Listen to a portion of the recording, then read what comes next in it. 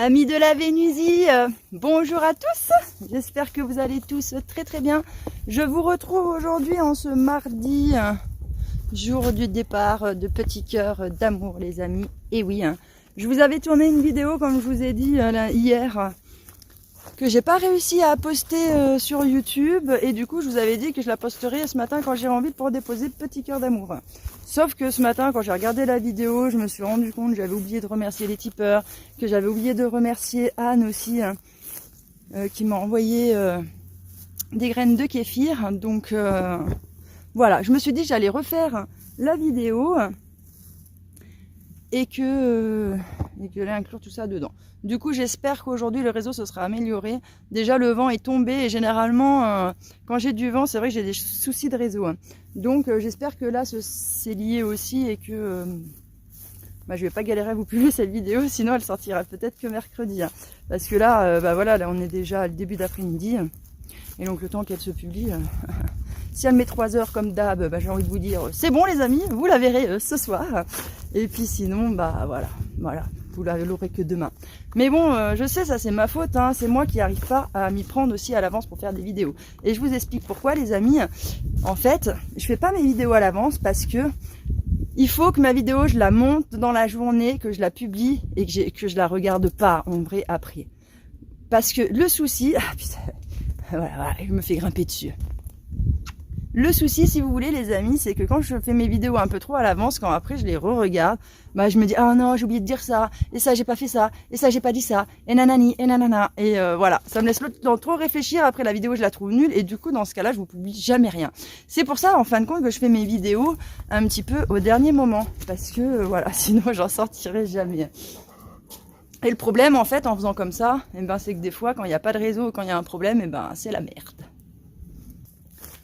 Du coup, j'ai été chercher mon petit papier, les amis, et je vais remercier, alors vous allez voir ce mois-ci, au niveau tipeur, c'est assez light.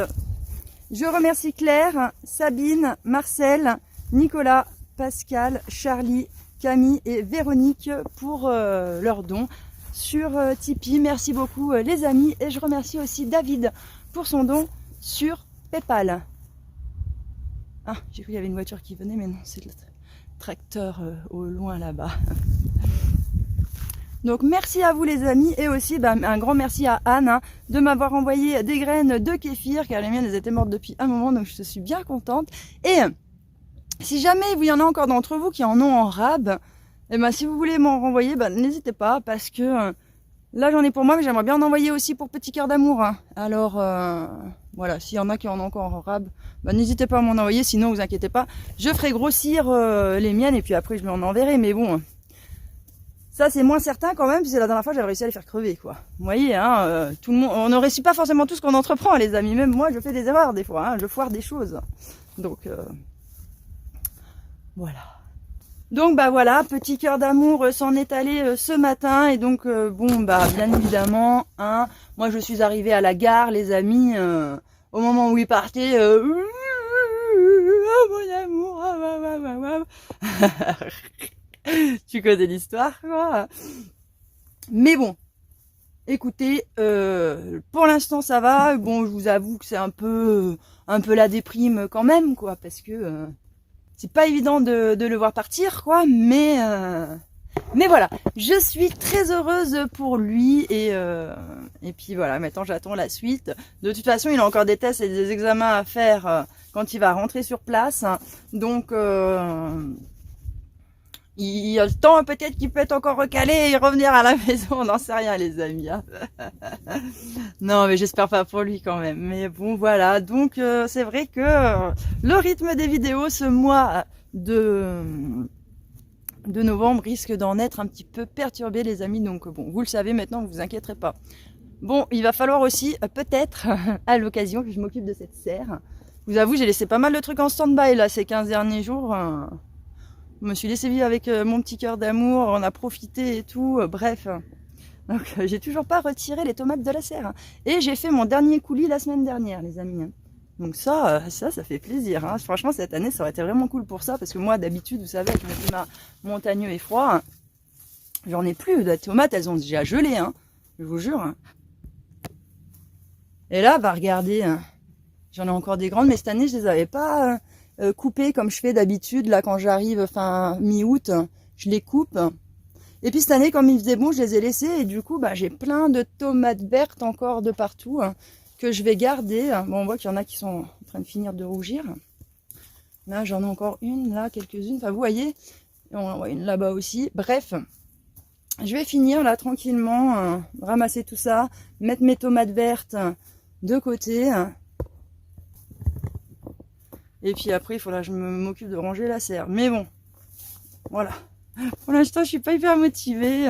Pour l'instant, j'ai envie de me la moitié sur mon sort parce que le petit cœur d'amour, il est parti. Donc, bon, voilà. Heureusement que j'ai mes petits animaux d'amour qui, eux, sont toujours là.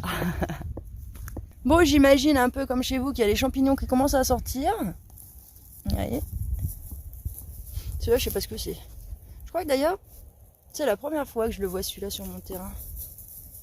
Ou peut-être c'est les trucs de veste de loup qui après ça deviennent des boules blanches. Je sais pas. Est-ce qu'il y en a qui savent ce que c'est ce truc-là?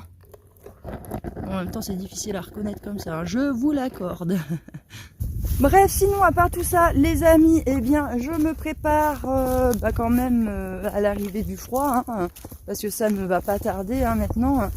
Bon, franchement, je dois vous avouer que c'est la première année, je crois, hein, que j'ai pas de gelée et tout comme ça du mois d'octobre. Hein. Et que début novembre, on n'en a pas encore eu beaucoup. Mais là, ça y est, ça va commencer. Hein. Donc, j'ai commencé à me préparer, si vous voulez, les amis. Je vais vous montrer. Parce que bientôt, eh bien, je vais revivre sans eau courante, les amis. Et oui, parce que il n'y aura pas assez d'énergie. Et puis, vous savez, après, ça gèle chez moi, là. Oh oui, il y a des affaires de petits cœurs d'amour. Et donc, comme vous voyez, j'ai rentré un bidon de 200 litres d'eau. Alors, d'habitude, je ne le rentre pas ici. D'habitude, si vous voulez, entre le frigo et là, je rentre un bac. Mais je rentre un bac qui fait 60 litres. Voilà, je rentre, si vous voulez, un petit comme ça. Et donc, vous voyez que la différence entre le gros qu'il y a là, ça n'a rien à voir, quoi. Et le problème, c'est que ce petit bleu, il rentre dans mon espace entre mon frigo et le meuble, mais celui-là, il rentre pas. Alors, j'ai décidé de mettre le gros dans la salle de bain. De toute façon, maintenant, je suis toute seule. Donc, j'ai pas... voilà. Il n'y a pas grosse circulation, mis à part moi. Donc, même si ça prend de la place, si vous voulez, les amis, c'est pas bien grave. Et l'avantage, en fait, parce que le 50 litres, si vous voulez, ça fait vraiment trop petit, en fin de compte, les amis, je vous jure. 50 litres, moi je le vide hyper vite. Bon, là maintenant je vais être tout seul, vous me direz, je vais la vider vachement moins. Parce que là, j'ai pas les impératifs de lessive tous les vendredis. Bref, donc je vais pouvoir mieux gérer en fait un petit peu tout ça. Mais comme cette année, il prévoit un hiver très rigoureux vers chez moi, comme je vous ai dit, à cause des pommes de pin qui ont poussé à la cime des sapins, les gens du coin m'ont dit, attention, hiver très rigoureux qui arrive. Donc, avec mes 50 litres et mes 2 bidons qui gèlent dehors, parce que si vous voulez, ces bidons-là, ils gèlent, mais ils gèlent autour et à l'intérieur, j'ai encore accès, si vous voulez, à l'eau. Donc, je viens, je casse le dessus de la glace et je prends l'eau. Donc, en fait, dans des bidons, quand ils gèlent comme ça, je peux récupérer sur les 200 litres environ 100 litres. Donc, ce qui faisait que quand je passe 3 semaines dans les négatives, eh bien, j'avais mes 50 litres plus, en gros, 200 litres dehors à casser la glace et tout ça. Et je peux passer ces 3 semaines nickel, comme ça, quand j'avais petit cœur d'amour en faisant les lessives et tout. Hein. Mais là, cette année, je me suis dit, si jamais ça dure un peu plus de 3 semaines ou quoi que ce soit, je risque de me retrouver un peu dans la panade. Et j'avais pas envie de me stresser par rapport à ça. On sait jamais, imagine, je passe un mois et demi, 2 mois dans les négatifs. On ne sait jamais. Ou que j'ai une tonne de trucs de neige, ou bref. Ou que c'est comme l'année dernière, aucun soleil. Et donc, du coup, même quand il gèle, s'il y a du soleil, ben ça dégèle un peu les cuves. Surtout que c'est noir, quoi, vous voyez. Alors que, bref, là... J'ai 200 litres là, j'ai 100 litres encore une fois que ça aura gelé dans mon autre gros bidon, et puis j'aurai toujours le bidon de 50-60 litres là, que lui, bah même s'il est tout gelé, je peux le rentrer dans l'intérieur de mon habitation parce que je peux le porter quoi. Et puis voilà quoi, vous voyez, ça me fait donc... Je suis opérationnelle du coup les amis pour affronter le froid qui arrive. C'est parfait, on est bon. Aussi les amis, je voulais vous parler d'un sujet qui n'a rien à voir. c'est de l'éducation en fin de compte nationale là. Bon, je vous cache pas qu'il va falloir que j'y retourne pour récupérer le bac de Petit Cœur d'Amour. Et d'ailleurs, heureusement que j'ai appelé les amis. Non mais je vous jure, ça c'est un truc que je comprends pas. Hein. On n'est plus dans le lycée ni rien et t'as personne qui te tient au courant de quand est-ce que tu dois récupérer le bac ou non quoi. Donc heureusement l'année dernière, moi quand je m'étais renseignée un petit peu, et le mec il m'avait dit ça sera en décembre. Et comme là il partait, si vous voulez, lundi j'ai appelé l'école, le lycée là, et puis je leur ai dit comment ça se passe l'histoire, c'est quand la date, c'est quand on récupère le bordel quoi. Et là ils me disent quoi? Ils me disent ah mais en fait ça a été annulé le truc. Ouais, ok, la date elle est annulée, mais du coup on fait comment pour récupérer le diplôme quoi? Ah bah je sais pas moi. Je pense que vous allez pouvoir le récupérer quand vous voulez quoi. Bon bref. Ils en savent tout rien, il va falloir que je les appelle pour savoir où est-ce que ça en est cette histoire. Mais bon, je comprends pas en fait qu'on n'ait pas un suivi, un courrier en fait du lycée, parce qu'ils savent bien nous envoyer des courriers, hein, quand c'est pour nous demander des thunes, quand c'est pour nous envoyer des heures de colle, des avertissements. Là, ils trouvent l'adresse sans problème. Hein. Donc, je ne comprends pas pourquoi, quand ils ont eu le bac, ils ne tiennent pas informés en fait de dire c'est à partir de telle date que vous pourrez récupérer le diplôme. Enfin, bref. C'est comme ça. Mais à la base, c'était pas de ça que je voulais vous parler. À la base, c'était quand même bon en rapport avec l'éducation quand même nationale. Hein. C'est quand même tout ce que je vois en ce moment sur les réseaux. Vous savez, depuis que la fille qui s'est suicidée suite à un harcèlement scolaire, il y a pas mal, hein, si ça remonte déjà à 4 mois, je crois 4-5 mois, hein, eh bien, il y a pas mal sur les réseaux sociaux de gens qui parlent un peu du harcèlement et tout ça. Et moi, je vois qu'on pointe vachement du doigt, en fin de compte, l'éducation nationale, ce qui est normal. Hein, normalement, elle est censée avoir un rôle de protéger les enfants. Mais en fait, on le sait bien en fait que dans ce monde d'inversion des valeurs, eh bien, c'est toujours les victimes qui pâtissent et c'est jamais le bourreau qui est inquiété. On le sait, quoi. La société, elle est déjà basée en fait comme ça, vous vous rendez compte de toute façon. Quand vous êtes quelqu'un de sain, que vous travaillez dans un monde du travail, vous vous rendez compte en fait que plus vous êtes un enculé, plus vous accédez à des postes hauts, machin et tout ça, et toi plus tu fais bien ton boulot, plus on va te frapper sur la gueule. Moi c'est un truc que j'ai compris dans la dernière boîte dans laquelle j'ai travaillé, parce que la première boîte dans laquelle j'ai travaillé, je travaillais dans un bar de nuit, c'était moi qui étais la responsable, bref, vraiment c'était pas problématique ce truc-là. Par contre, quand j'ai travaillé donc dans ma dernière boîte là qui était une grosse boîte, et ben je m'en suis vite rendu compte en fin de compte que les gens qui faisaient mal leur boulot et qui cassaient les couilles en vrai, et ben ils les faisaient pas chier.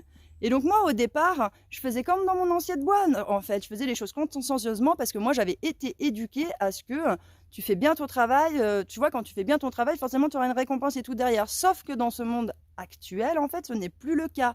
Aujourd'hui, que tu fasses bien ou non ton travail, de toute façon, tu as exactement le même salaire, tu as exactement la même considération de la part de ton patron, etc.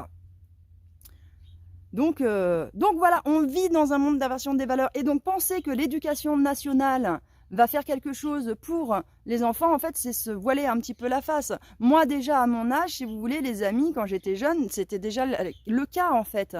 Quand il y avait des gens qui se faisaient harceler, l'école n'a jamais rien fait. Hein. Et moi, je vais vous dire, il y a le truc, en fait, qui me choque, parce que l'école ne fasse rien, à la limite, on a l'habitude, en fait, que le gouvernement ne fasse rien pour nous, mis à part quand il faut nous mettre des amendes ou nous sanctionner, quoi, vous voyez. Sinon, ils s'en tapent un. Et moi, si vous voulez, les amis, j'ai un peu de mal à comprendre comment ça se fait qu'en tant que parent, en fait, tu vois ton enfant qui est harcelé, tu le sais, tu vas prévenir l'école, tu vois que l'école ne fait rien, tu préviens machin, tu préviens tout. Oh, il y en a, ils ont même envoyé des lettres au président, au machin, au truc. Tu vois qu'il n'y a rien qui se passe. Moi, les amis, vraiment, c'est un truc pas palpable pour moi, ces choses-là. Je ne comprends pas comment des parents peuvent, sachant que leur enfant subit des sévices en fait quand ils vont à l'école, comment est-ce possible, Seigneur, que ces parents envoient leurs enfants à l'école, quoi. Franchement, ça c'est un délire, je comprends pas. Les parents, ils sont censés protéger leurs enfants. Protéger leurs enfants. Ils sont pas censés t'envoyer là où il y a ton bourreau qui va te faire du mal, tu vois. Hein. Et donc, en fait, moi, je comprends pas ces parents qui ne prennent pas la décision de retirer leur enfant de l'école, étant donné que ça se passe mal, soit de le mettre dans une autre école, soit de se dire tant pis on perd un an, on retrouve une autre école ailleurs, soit de se dire on fait l'école à la maison. Franchement, il y a énormément de solutions, et donc je ne comprends pas comment ça se fait qu'il y a des parents qui puissent laisser faire comme ça, qui voient que la gamine elle n'a pas envie d'aller à l'école, ou le gamin il n'a pas envie d'y aller, qu'il est au bout de sa vie et qu'il l'oblige à aller à l'école et d'aller avec son bourreau et de subir tout ce qu'il va subir tous les jours de la semaine. Franchement, je vous jure, c'est un délire, je ne comprends pas. Pourquoi? Pour pas louper l'école, pour pas qu'elle gâche sa vie de quoi? Mais une fois qu'elle est morte, de toute façon, la personne, c'est fini en fait. Hein. Elle ira pas plus à l'école, pas moins non plus, c'est trop tard en fait. Et non, moi je comprends pas. Moi je pense qu'il vaut mieux perdre 1 an de scolarité, voire 2, mais ne pas être mort en fait. Et puis poursuivre sa vie et faire quelque chose, plutôt qu'en fait d'obliger son enfant à aller à l'école sous le principe qu'il faut qu'il soit éduqué et tout ça. Et puis derrière, il y a les conséquences graves et terribles qu'il y ait quoi. Franchement, je comprends pas. Hein. C'est vraiment un délire, je capte pas. Et même moi, je vais vous dire, les amis, moi j'ai été harcelée étant enfant parce que, notamment quand je suis arrivée, si vous voulez, proche de Lyon. Parce que moi, je viens de Lorraine et moi, je vivais dans ma campagne profonde de Lorraine. C'est pour ça quand il y en a qui me disent que je suis une meuf de la ville et tout. Ouais, avec ton accent parisien, on va trop être une meuf de la ville, gna gna gna. Ouais, si tu veux. Sauf que je n'ai jamais vécu en ville. Donc ça me fait doucement rire à chaque fois. Moi, je suis un prototype pur et dur de la campagne, les amis. Et donc, moi, quand je vivais en Lorraine, je vivais dans un endroit où il y avait plus de vaches que d'habitants. C'était la campagne profonde, le trou du cul du monde, quoi. Tu t'amusais dehors, tu connaissais tout le monde, bref, il n'y avait pas de problème, quoi. Je pensais que tout le monde, il était beau, il était gentil, quoi, vous voyez. Quand je suis arrivée à côté de Lyon, dans une campagne, toujours, c'est dans l'Ain, mais c'était quand même une campagne plus urbanisée que ce que j'avais l'habitude d'avoir moi avant dans ma campagne, quoi. Et bien là, ça a été le choc des cultures, les amis. Déjà, j'ai été confrontée au choc des mentalités quand je suis arrivée. En plus de ça, moi, je suis arrivée avec mon accent de paysanne de la Lorraine, là-bas.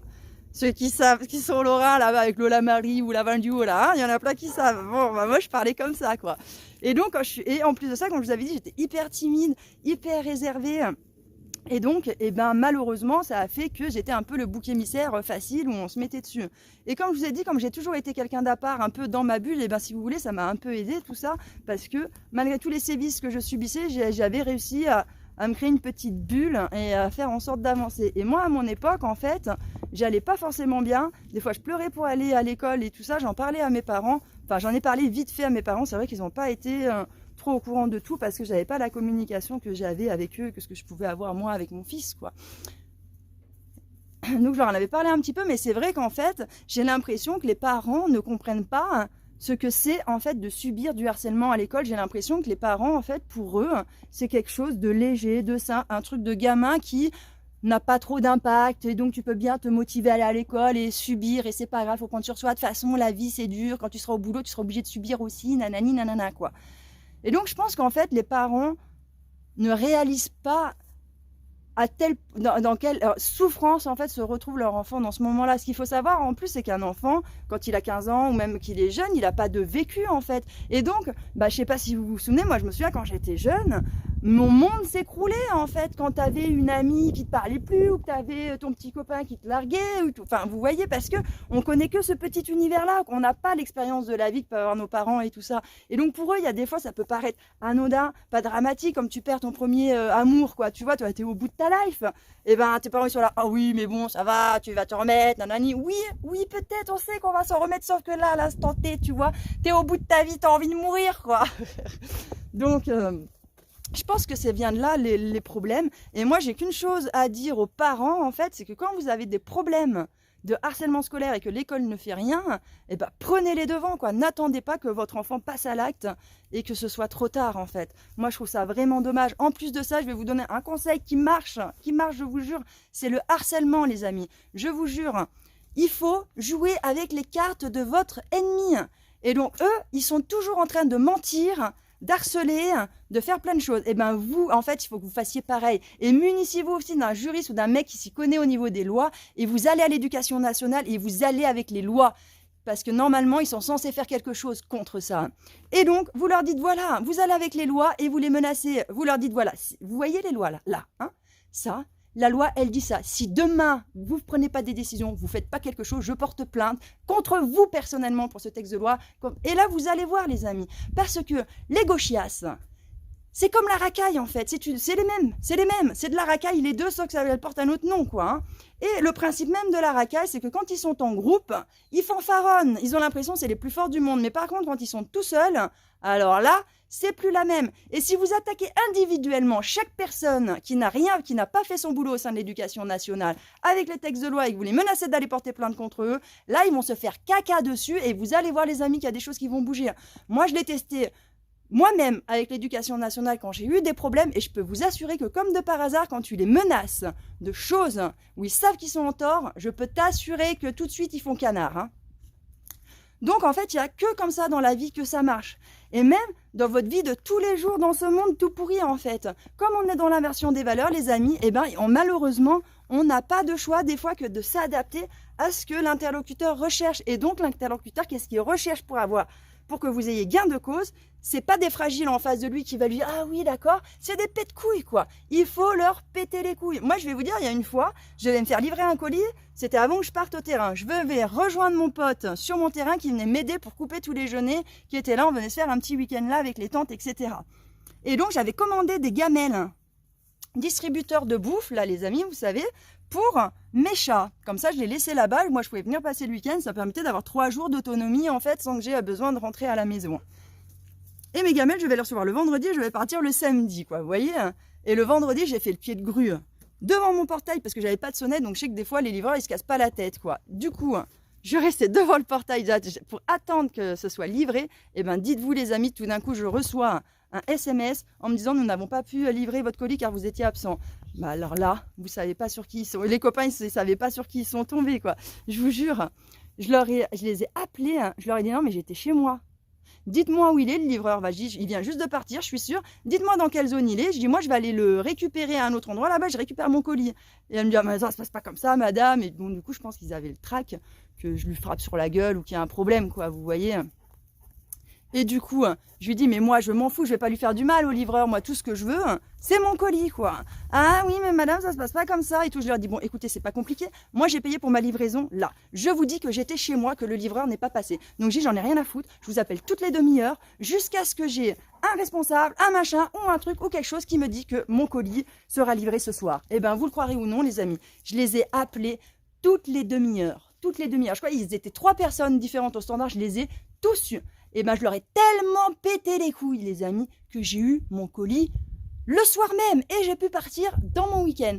Et donc, vous voyez, les amis, si là, je m'étais soumise, en fait, et j'avais dit, ah bah oui, bah c'est pas grave, vous me livrerez demain, et puis tant pis, et que j'aurais pu déplacer mon truc, et voilà, et ça me foutait dans la merde. Et non, j'ai décidé de gueuler, et qu'est-ce qui s'est passé? J'ai eu gain de cause. Et ça, Alain, depuis qu'il est avec moi, maintenant, c'est quelque chose qu'il ose faire, parce qu'avant, il me disait, oh mais non, moi j'ose pas et tout. Moi, rien à foutre. Moi, quand j'ai décidé que je voulais un truc, je repars pas sans, quoi. C'est un peu mon défaut. Mais du coup, bah voilà, vous voyez, ça paye, les amis. Et donc, il faut faire pareil. On n'a pas le choix. Quand on sera revenu dans un monde, les amis, d'amour et de bienveillance, on n'aura plus de problème comme ça. On n'aura pas besoin de faire comme ça. Mais aujourd'hui, vous le voyez, quand vous faites une action négative, vous n'avez pas de conséquences derrière. Dès que vous faites un truc positif, limite, on vous en fout dans la gueule. Donc, même regardez au niveau de la justice comment c'est fait. Enfin bon, des gens qui violent, qui machinent, qui truquent, qui assassinent, et ça, ils sont dehors en 2-2, quoi. Enfin bon, limite, des gilets jaunes, ils sont restés plus longtemps en prison que des meurtriers, quoi. Ou que des pédophiles. Non mais sérieux, c'est un truc de dingue, quoi, tout ça. Bref, je vais arrêter de blablater parce que je vois que ça fait déjà pas mal de temps que je suis à la vidéo. Je crois qu'elle va faire 20 minutes au moins, la copine. Et du coup, déjà que j'arrivais pas à charger 15 minutes hier, on verra. Enfin bref, ça m'a fait du bien de vous parler, les amis. J'étais un peu déprimée. Et là, je vous avoue que rien que de faire ma vidéo et de vous blablater, eh ben, ça m'a fait du bien. Voilà. Alors, les amis, comme vous le savez, je ne sais pas quand elle sortira la prochaine vidéo. Je vous embrasse très très fort et je vous dis à bientôt. Ciao.